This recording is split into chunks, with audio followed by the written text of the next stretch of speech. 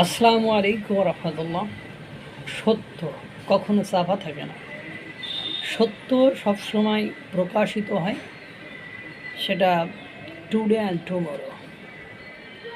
সমন্বয়ক উমামা ফাতেমা, আপনারা জানেন বৈষম্য বিরোধী ছাত্র আন্দোলনের অন্যতম সমন্বয়ক উমামা ফাতেমা সকলে যখন এনসিপি পার্টি বা দলে চলে গিয়েছিল, তখনও উমামা ফাতেমা বৈষম্য বিরোধী ছাত্র আন্দোলন থেকে যায় নাই, ওখানে থাকারই মন স্থির করেছে।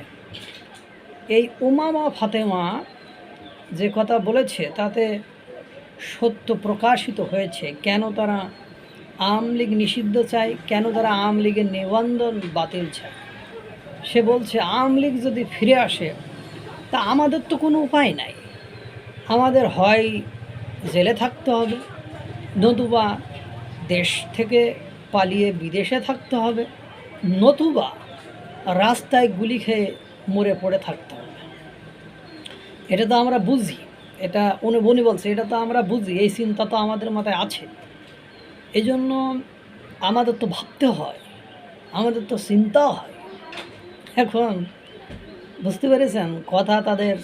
এরা অন্য কোনো দল যেমন বিএনপি বা অন্য কোনো বড় রাজনৈতিক দলগুলো আপনার আওয়ামী লীগ নিষিদ্ধ, আওয়ামী লীগের নিবন্ধন বাতিল এগুলো কিন্তু চায় না।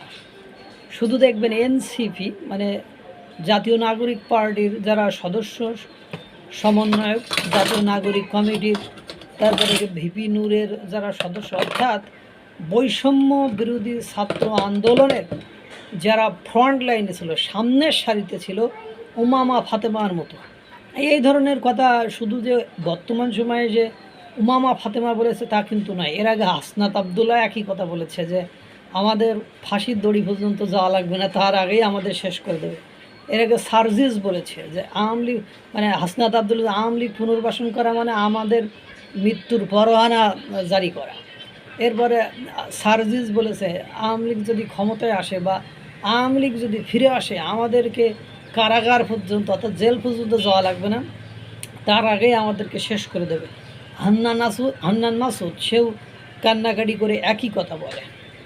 অর্থাৎ মানে বৈষম্য বিরোধী ছাত্র আন্দোলনের যারা সমন্বয়ক, তারা এখনও যারা মাঠে যে কয়জন আছে, তারা এখন আছে শুধু যে কোনোভাবে আওয়ামী লীগকে পুনর্বাসন করতে দেওয়া যাবে না বা আওয়ামী লীগকে কোনোভাবে বাংলাদেশে আর ফেরত বা রাজনীতি করতে দেওয়া যাবে না। তার অন্যতম কারণ হলো যদি আওয়ামী লীগ ফিরে আসে তাহলে তাদের জীবন প্রদীপ নিভে যাবে এবং তাদেরকে হয় দেশ ছাড়তে হবে, না হলে জেলে থাকতে হবে, না হলে মৃত্যুবরণ করতে হবে। এটাই মূল কথা এবং উমামা ফাতেমা সেই সত্যটা প্রকাশ করে দিয়েছে। আল্লাহ তাআলা সকলকে ভালো রাখুক, সুস্থ রাখুক।